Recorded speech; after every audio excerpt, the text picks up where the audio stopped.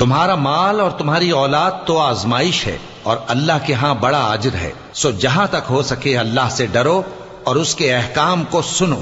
اور اس کے فرمانبردار رہو اور اس کی راہ میں خرچ کرو، یہ تمہارے حق میں بہتر ہے۔ اور جو شخص طبیعت کے بخل سے بچایا گیا تو ایسے ہی لوگ راہ پانے والے ہیں۔